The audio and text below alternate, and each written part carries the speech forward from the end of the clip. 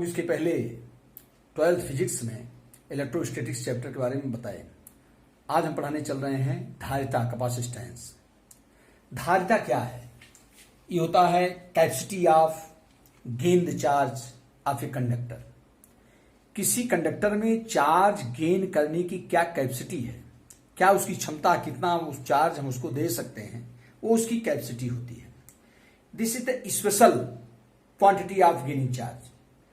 ये एक विशेष है कि धारिता, कैपेसिटी मतलब कितना वो चार्ज धारिता मतलब ग्रहण कर सकता है, ले सकता है, उसकी कैपेसिटी क्या है। तो ये होता है कि जब किसी कंडक्टर को चार्ज दिया जाता है तो उसका पोटेंशियल इंक्रीज होता है, उसके विभव में वृद्धि होती है, उसका पोटेंशियल इंक्रीज होता है। और विभव क्या होता है? Work done per unit charge. तो जब हम चार्ज दे रहे हैं किसी का तो वर्क डन भी किया जाता है। तो जैसे हम किसी को चार्ज देंगे तो उसका पोटेंशियल इंक्रीज होगा। तो चार्ज जो होता है, चार्ज क्यू, ये प्रोपोर्शनल होता है पोटेंशियल के। जो किसी कंडक्टर को जो चार्ज देते हैं वो चार्ज उसके विभव वृद्धि के, जो उसका पोटेंशियल इंक्रीज होता है, विभव वृद्धि के समानुपाती होता है, डायरेक्टली प्रोपोर्शनल होता है। तो Q is directly proportional to V। और जब प्रोपोर्शनलिटी चिन्ह हटाते हैं तो हो जाएगा Q is equal to CB, where C is a constant. ये C हमारा एक नियतांक होता है, C नियतांक है, C एक नियतांक है, C एक नियतांक है जिसे चालक की धारिता कहते हैं, जिसे चालक की धारिता कहते हैं। अब आगे ध्यान दीजिए, इसलिए धारिता C बराबर क्या हो जाएगा? इसलिए धारिता C बराबर हो जाएगा Q अपान V। धारिता C equal to Q upon V। तो C equal to Q upon V। तो अब ये इस प्रकार से इसकी डिफिनेशन निकालते हैं। इस प्रकार से किसी चालक को दिए गए आवेश और उसमें हुई विभव वृद्धि के अनुपात को चालक की धारिता कहते हैं। ये हो जाएगा आवेश बटे विभव, ये हमारा हो जाएगा, ये हो जाएगा। तो इस प्रकार से किसी चालक को दिए गए आवेश Q तथा इस आवेश को देने पर उसमें हुई विभव वृद्धि V के अनुपात को उस चालक की धारिता कहते हैं। ये मैथमेटिकल है।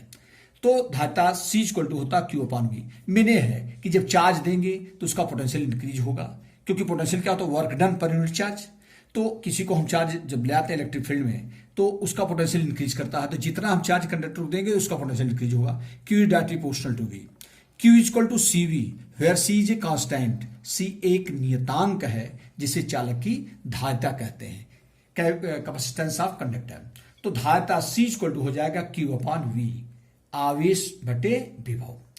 अब इसकी यूनिट क्या होती है? मात्रक क्या होता है? मात्रक हो जाएगा, आवेश का मात्रक क्या हो जाएगा? कूलाम, कूलाम प्रति, ये हो जाएगा बटे कूलाम प्रति, और विभव का होता है वोल्ट। इसका मात्रक क्या होता है धारिता का? कूलाम प्रति वोल्ट। मात्रक कूलाम प्रति वोल्ट होता है, जिसे इसको हम फैरड कहते हैं, जिसे फैरड कहते हैं, फैरड कहते हैं। तो धारिता का मात्रक होता है फैरड, जिसे हम फैरड कहते हैं। तो मेन यही है, C equal to Q upon V। Q का मात्रक हो गया, Q मात्रक हो गया कूलाम, अपान V का मात्रक हो गया वोल्ट। तो इसका मात्रक हो कूलाम प्रति वोल्ट, जिसको क्या बोलते हैं? फैरड। फैरड से छोटी यूनिट जो होती है माइक्रोफैरड होती है, माइक्रोफैरड।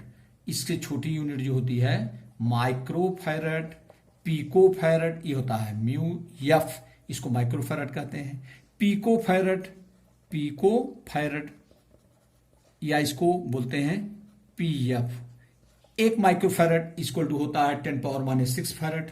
1 माइक्रोफैरड इक्वल टू होता है 10 पावर माइनस 6 फैरड। और 1 पिकोफैरड, PF जिसको बोलते हैं, इक्वल टू होगा 10 पावर माइनस 12 फैरड। ये हो गया। तो इस प्रकार से ये हमारी है धारिता। तो धारिता C equal to Q upon V। इस प्रकार से ए मैथमेटिकल डिफिनेशन, किसी चालक को दिए गए आवेश और उसमें हुई विभव वृद्धि V के अनुपात को चालक की धारिता कहते हैं। चालक की धारिता C equal to Q upon V। इसका मात्रक कूलाम प्रति वोल्ट होता है, जिसे फैरड कहते हैं। इससे छोटी यूनिट माइक्रोफैरड, पिकोफैरड होती है। 1 microfarad equal to 10 power minus 6 farad, और 1 पिकोफैरड इक्वल टू होता है 10 पावर माइनस 12 फैरड। अब फैरड किसे कहते हैं, इसको ज्यादा ध्यान दीजिए। तो ये डेफिनेशन कैसे निकालते हैं। अब यदि Q is equal to 1 coulomb तथा V is equal to 1 volt, V is equal to 1 volt, इस तो C इज इक्वल टू कितना हो जाएगा, तो C इज इक्वल टू हो जाएगा 1 कूलम अपान 1 वोल्ट। चूंकि C is equal to Q upon V, तो आ जाएगा 1 कूलम प्रति वोल्ट। और कूलम प्रति वोल्ट को ही कहते हैं, कूलम प्रति वोल्ट को ही कहते हैं फैरड, तो इसे लिख देंगे 1 फैरड। अब इस प्रकार एक डिफिनेशन बन गई, जरा ध्यान दीजिए।